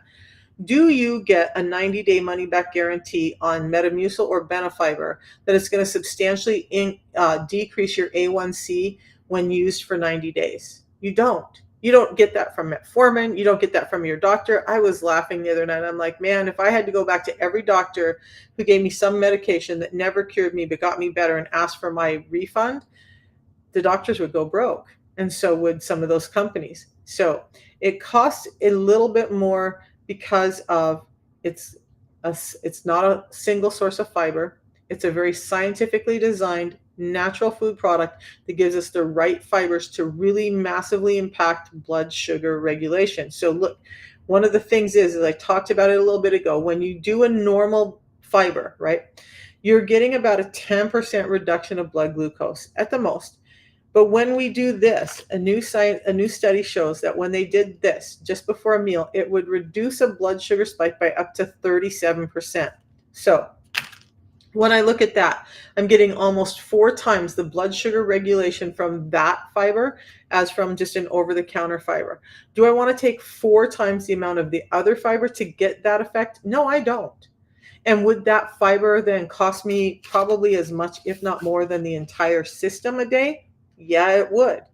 So is it more expensive? It's not. It's just your perspective and not understanding the science behind the thing. And that's not a bash. That's just a reality, right? I'm not picking on anybody, but when you're getting the 2 teas that are giving you antioxidant, anti-cancer, anti-inflammatory effects, helps with your blood sugar, helps with your heart, helps with so many other things, plus delivering high amounts of vitamins and minerals, and this fiber that's specifically designed to address insulin resistance and diabetes, and I'm getting that for less than I would spend for 2 teas a day or 4 servings of a regular fiber. Yeah, this isn't that expensive. Can I tell you a quick story? Because I have a customer who was like, her husband was like, yeah, I'm just going to do regular fiber. That's a bunch of hooey. And she was like, no, it really works. I need you to try this. And he just wouldn't. So every day he's packing his Metamucil in his lunchbox and taking that before he ate. And one day he ran out of Metamucil. That's the day his wife was waiting for, right? So he runs out and she goes, I got you. I got you.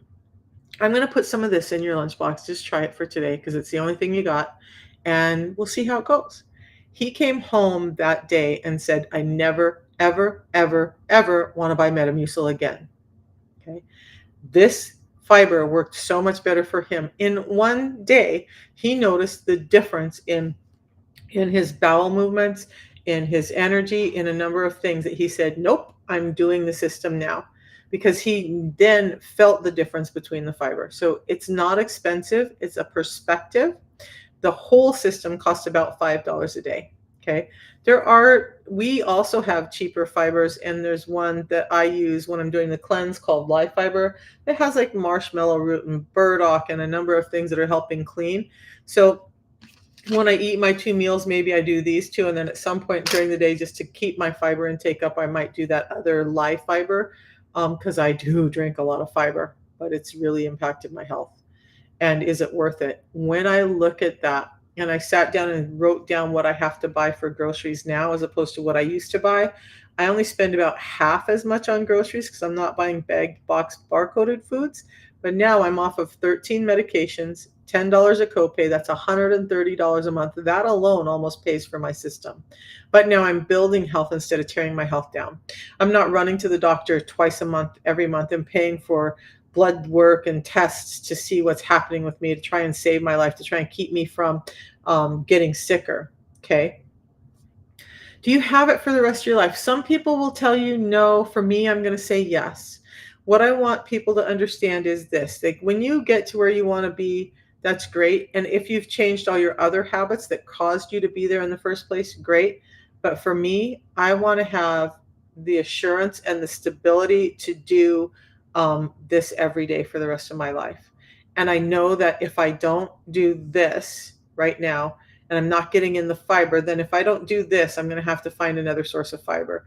And at this point in my journey, I just don't believe in other sources of fiber like I do this one, because of all the stuff that I've seen had happened to myself and researched. So I personally am going to do it every day for the rest of my life, knowing that my gut needs it, my to keep my inflammation down, to keep my heart healthy, to keep my brain healthy. I will always do this. Can you do intermittent fasting only 6 days a week? You can. All right, so let's go back to that. Muscle loss. Are you the same one? Why does the fiber cost so much? Okay. MCT. Nicole. Okay. All right, so Nicole, we're going to answer your fasting questions now. So we went over fiber, protein, fats. Obviously, limit your carbs. If you guys are going to have carbs, focus on the dark green or darkly colored above ground vegetables, right? Tubers, the underground vegetables tend to be higher in starch and glucose. So just limit your carbs and try to focus on those. Okay, so broccoli, I love green beans, asparagus, all of that. Now, do you lose muscle when you're intermittent fasting? No, you don't. So let's talk about your metabolism and fasting a little bit. I'm going to give you a timeline of what's happening in your body in fasting, and this is only based on one specific, but it happens the same however you implement it into your life. So say you're an average person, not a normal, an average person like me, and you have your dinner around 6, okay? If you don't eat anything else after 6, what's happening inside your body are these things. You eat at 6, about 2 hours later, your blood sugar spikes. That's around 8 o'clock. Along with that blood sugar spike comes a little bit of an insulin spike, right? Then it takes another 2 hours, so 4 hours after you ate. If it wasn't a high glycemic meal, your blood sugars will start to drop. Now, you've already spiked your insulin when you ate, and you trained your insulin to be high. You're going to take about another 4 hours for that insulin to get the clue that it needs to come down, because we're not putting more sugar in. So 8 hours after that 6 p.m. meal before the insulin level comes down. So that's about 2 a.m. Okay. Now, when the insulin level comes down, then the body starts to get clues. Hey, insulin's not out to play anymore, we can start to utilize glucagon, the other side of your metabolic function. There's a number of hormones, but these two are the big ones we're going to talk about. Now, insulin is anabolic. It wants to hold on to things. It's not allowing you to break down fat or burn fat. It's encouraging fat storage. Glucagon loves to eat things up to get that energy. Glucagon is trying to raise your blood sugar, but it's doing it by pulling fat stores, by pulling stuff out of your liver, by allowing you to burn fat for fuel, because fat is just stored glucose that our body has put away for later use. Okay. The quickest place it's going to find it to use is in these little glycogen stores in your liver. So it's going to start to pull fats off the liver first, and then it's going to start to pull fats off your body. All good things. That's happening in fasting. But back to insulin. It went down at 8 hours. It takes another couple of hours for your body to get the signal, go to the brain, say, hey, pancreas, produce glucagon. Now glucagon is coming out. That's hour 10. Glucagon shows up. Now, the body's getting signals from glucagon now. And glucagon is saying, hey, we need to get energy to the body. So we're going to start to pull this stuff out. But it takes a while. Again, it's not a switch. There's a big roadmap. Trucks got to go across the country to deliver these messages. So about 2 hours after glucagon comes out, now we start to have an increase in human growth hormone. In ketones, that's at hour 12. Now those have to go out and circulate, right? Ketones are the little messengers that are telling us to burn fat for fuel. So that's happening at about hour 12. Now those messengers start to flood the body, and at about hour 14, the body goes, hey, there's no insulin and there's no sugar, but there's glucagon, and I have these ketones telling me to burn fat for fuel. Now you're burning fat for fuel instead of sugar for fuel. Now you're starting to strip off some of those stores from your body. But it's not going to your muscle, because your body is extremely intelligent. So you're not going to start to lose muscle with intermittent fasting, like on a long-term fast when there's not enough fat to eat up and to turn into energy. Then on a long term, when it's gotten rid of all of the fat and the toxins and the other stuff that it needs, then the body's going to go, oh, hey, well, we don't have any other choice, and now we're going to pull muscle away. That's a long time. That's like those 30-day or more day fasts if you've gotten rid of all your fat, okay? But you're not burning muscle when you fast. It's a hype thing. It's a thing that people try to tell you to not let you fast. They don't want you to fast. They want you to eat. They want you to keep buying food. And guess what? For the comment about why is it more expensive? When I look at my grocery budget, I spend about $100 a week on groceries. That's it. I used to spend much more than that, because I was buying all the bag box barcoded stuff that was sending me to the doctor, that was sending me for medications, that was sending me for all this other stuff that was costing a ton of money. I don't do that now. I just eat healthy. I utilize the system, and my grocery budget is way down and my health is way up. Okay. So fasting. Now, between hours 14 and 16, you're in this fat burning state. So when some people accelerate that to like hour 24, at hour 24, you have an increase in autophagy that's starting to utilize some of these toxins and whatnot that we want to get out of our system. That's going to increase your heart health and your liver health and all of that. But for most people, that 14 to 16 hour is all it takes.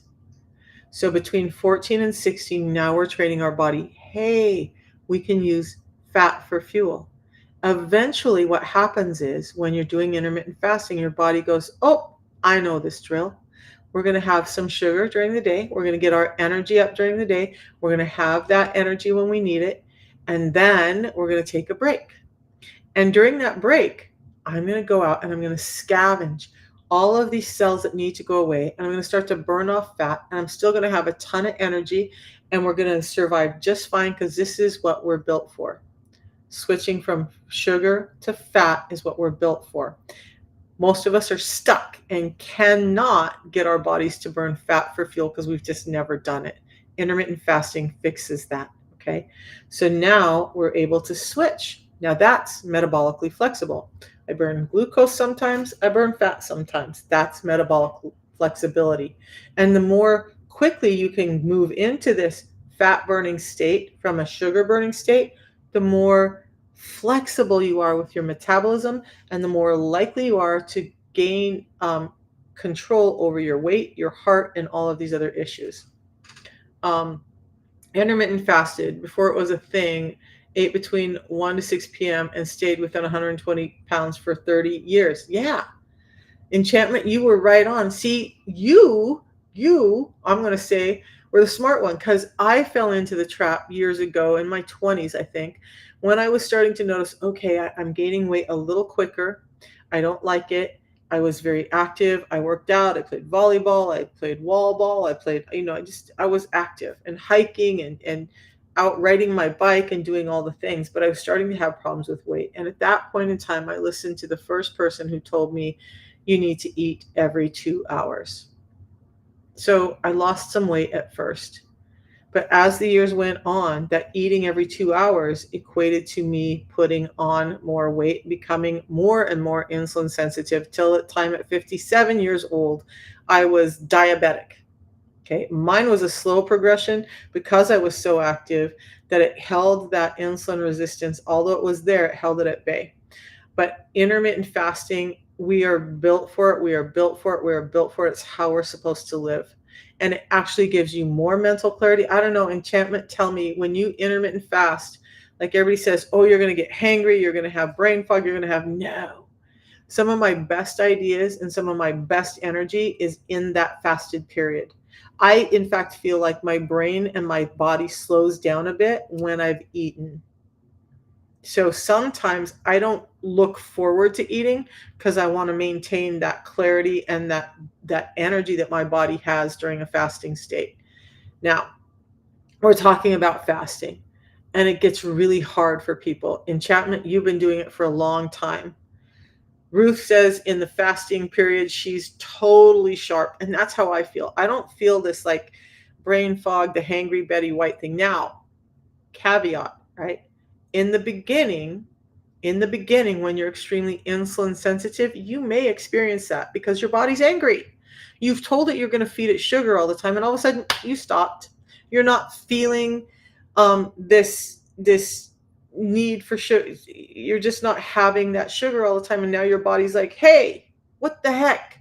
You told me for 20 years that we're going to run on sugar, and now you took it away. So your body can get a little bit disrupted at first, right? When it starts to go, oh, hey, that running on sugar all the time is not normal. This over here, having some periods of time where I get to do the cleanup work, that's normal, and we're like it. Your body's going to feel really great. So Enchantment says, you feel euphoria when you're fasting. And I find that that's how I actually, you guys, I've done a 10-day fast, I've done a 7-day fast, I've done a 5-day fast, and I've done a 3-day fast. In no particular order, I've done all of those. The 10-day fast, not going to lie, it was a little tough, but after, I don't know, the third or fourth day, it really wasn't that bad. It was like, it was more out of boredom than hunger, right? Your body changes. And yeah, I love bone broth too. In fact, uh, like when I made my chicken last night, which was chicken, butter, cream cheese, some seasonings, I did add some bone broth in with that. That was my dinner. Cream cheese on my chicken. Yeah. And it was yummy. And guess what? My cholesterol levels are all lower than they have ever been. And that's how I eat. Crazy, crazy, right? Because I cut out sugar. Not because I cut out fat, I cut out sugar. Okay, so yeah, bone broth I think is great. Boiled chicken feet. You know what? We used to, when I don't do that anymore.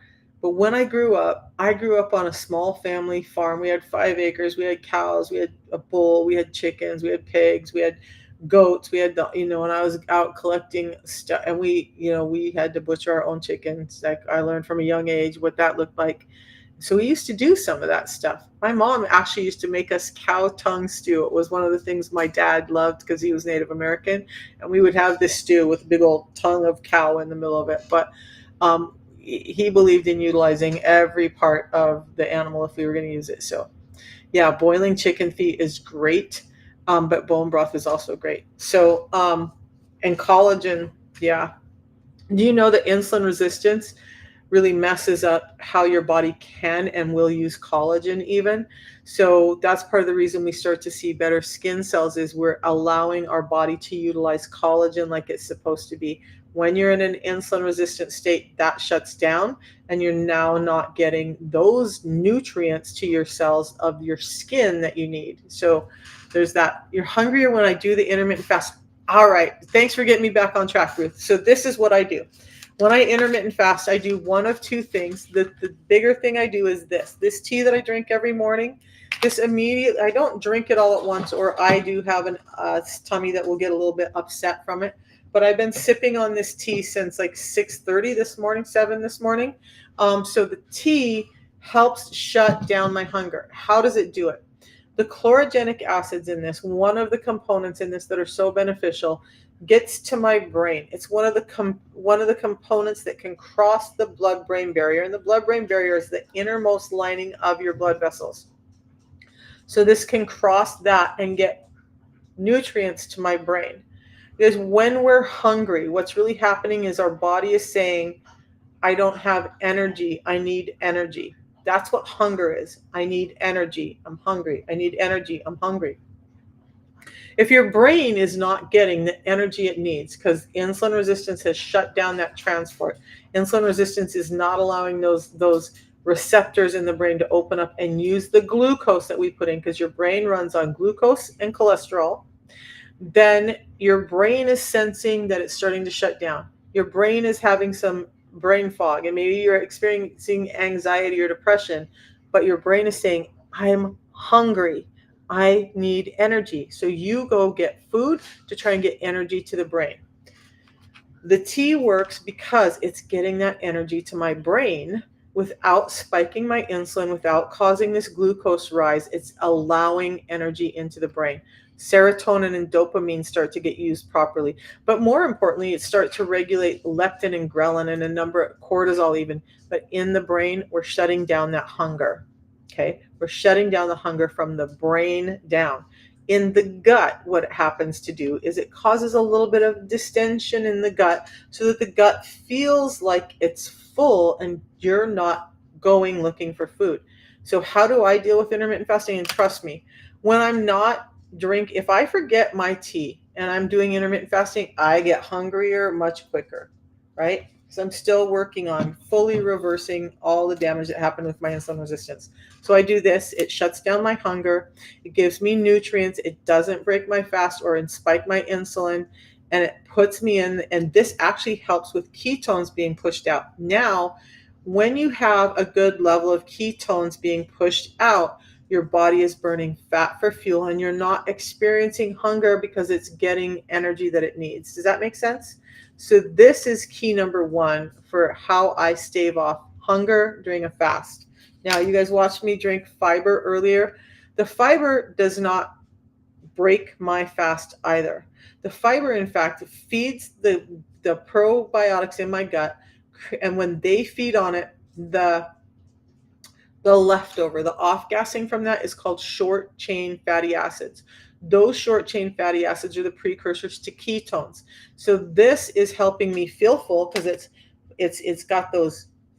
I didn't even cover all the fiber yet, but it's got all these fibers that expand in your gut. So now you're getting, with the tea, you're getting this little bit of distension feeling in your gut. If I have really bad hunger, I'll have a fiber as well.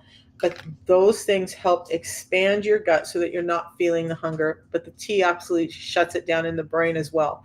Both products have shown to be able to increase your own natural GLP-1, glucagon-like peptide. So instead of medications that are forcing a reaction, that are engineered to not break down in your body like they should, and they're starting to cause problems with you can see all the results that are coming out from lawsuits from those medications. This does it naturally without all of those side effects. So fasting made easy because I drink the tea in the morning. I drink the tea in the afternoon when my energy starts to drop and I start to have more hunger. And then I just have a fiber before I eat. Now intermittent fasting is gloriously easy. Plus the tea tastes great. So like the tea tastes so good that my 6-year-old granddaughter will drink my entire tea if I don't keep an eye on her.